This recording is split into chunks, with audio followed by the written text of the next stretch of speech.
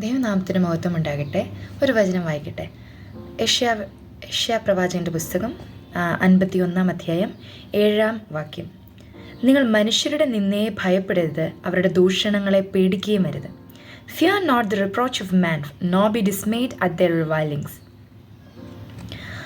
പലപ്പോഴും മനുഷ്യരുടെ നിന്ദകളെയും അവരുടെ ദൂഷണങ്ങളെയും ഭയപ്പെട്ട് ജീവിക്കുന്നവരാണ് നാം, അല്ലേ? പെട്ടെന്നൊരു ദിവസം ഒരു വ്യക്തി നമ്മുടെ ജീവിതത്തിലേക്ക് കയറി വന്നിട്ട് അൺഎക്സ്പെക്റ്റഡ് ആയിട്ട് നമ്മളോട് നമ്മൾ വിചാരിക്കാത്ത കാര്യങ്ങൾ പറയുന്നു. നമ്മുടെ ഉള്ളത്തെ തട്ടുന്നത് പോലെ, അല്ലെങ്കിൽ കുറച്ചധികം നേരത്തേക്ക് നമ്മളെ തളർന്നു പോകുന്നത് പോലെ ചില വാക്കുകളും ദൂഷണങ്ങളും ഒക്കെ പറയുന്നു. ഒരുപക്ഷെ നീ ആ കുറ്റം ചെയ്തിട്ടുണ്ടാവില്ല. ഒരുപക്ഷെ നാം ആ ഒരു കുത്തുവാക്ക് കേൾക്കേണ്ട ആളായിരിക്കുകയില്ല. പക്ഷെ എന്നിട്ടും ചിലപ്പോൾ മനുഷ്യരെ നാം പലപ്പോഴും ഭയപ്പെടുന്നുണ്ടോ? എന്ത് ചിന്തിക്കും, അവരെങ്ങനെയായിരിക്കുമെന്ന് അവരെ എന്ത് വിചാരിക്കും, അവരെങ്ങനെ എന്നെ കാണുന്നു എന്നൊക്കെ മനുഷ്യനെ ഭയപ്പെട്ട് ജീവിക്കുന്ന ചില സാഹചര്യങ്ങളുണ്ടോ നമ്മുടെ ജീവിതത്തിൽ, നമ്മുടെ ഓരോരുത്തരുടെയും ജീവിതത്തിൽ? എൻ്റെ ജീവിതം പറയുകയാണെങ്കിൽ ഉണ്ട് കേട്ടോ. ചിലപ്പോഴൊക്കെ ഞാൻ ചിന്തിക്കും, അയ്യോ ഞാൻ ഇങ്ങനെ ചെയ്തു കഴിഞ്ഞാൽ അവരെന്ത് വിചാരിക്കും, ഇവരെന്ത് വിചാരിക്കും, അല്ലെങ്കിൽ ഞാൻ ദൈവവചനം 2 പേരുടെ മുമ്പിൽ പ്രസംഗിച്ചു കഴിഞ്ഞാൽ അവരെന്ത് വിചാരിക്കും, എന്നെപ്പറ്റി എന്ത് വിചാരിക്കും? മനുഷ്യരുടെ നിന്ദകളെ ഭയപ്പെടുന്നുണ്ടോ? നിന്ദിക്കുമെന്ന് ഭയപ്പെടുന്നുണ്ടോ? ഒരിക്കലും അരുത് കേട്ടോ. വചനം ഇപ്രകാരം പറയുന്നു, fear not the reproach of man, nor be dismayed at their റിവൈലിങ്സ്.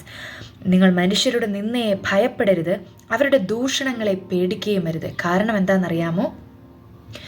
അതിൻ്റെ തന്നെ 51 അധ്യായത്തിലെ 12 വാക്യത്തിൽ പറയുക, ഞാൻ തന്നെ നിങ്ങളെ ആശ്വസിപ്പിക്കുന്നവൻ. എന്നാൽ മരിച്ചു പോകുന്ന മർത്തിനെയും പുല്ലുപോലെ ആയിത്തീരുന്ന മനുഷ്യനെ ഭയപ്പെടുവാൻ നീ ആർ?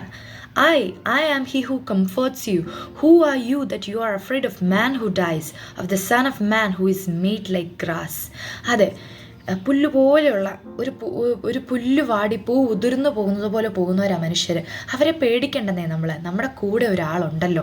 ഞാൻ തന്നെ നിന്നെ ആശ്വസിപ്പിക്കുന്നു, നീ ഭയപ്പെടേണ്ട, ഞാൻ നിന്നോട് കൂടെയുണ്ട്, നീ ഭ്രമിച്ചു നോക്കണ്ട, ഞാൻ നിന്റെ ദൈവമാകുന്നു എന്ന് പറഞ്ഞുകൊണ്ട് ബൈബിളിൽ ഏറ്റവും അധികം ഉപയോഗിച്ചിരിക്കുന്ന ഒരു വാക്കാട്ടോ കേട്ടോ, ഭയപ്പെടേണ്ട.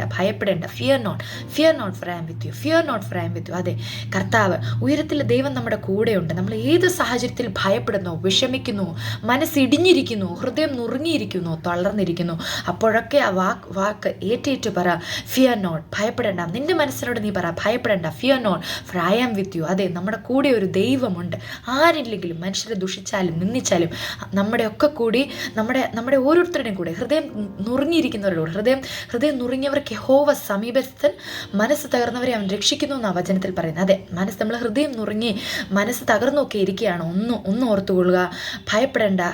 ദൈവമായ കർത്താവ് നമ്മുടെ കൂടെയുണ്ട്. നമ്മുടെ വിഷയങ്ങൾ എത്രയും വേഗം, നമ്മൾ ഏത് വിഷയത്തിൽ ഭാരപ്പെട്ടിരിക്കുന്നു ആ വിഷയങ്ങൾ പ്രവർത്തിക്കുവാൻ നമ്മുടെ ദൈവം ശക്തനാകുന്നു. ദൈവം നമ്മെ ഓരോരുത്തരെയും അനുഗ്രഹിക്കുമാറാകട്ടെ.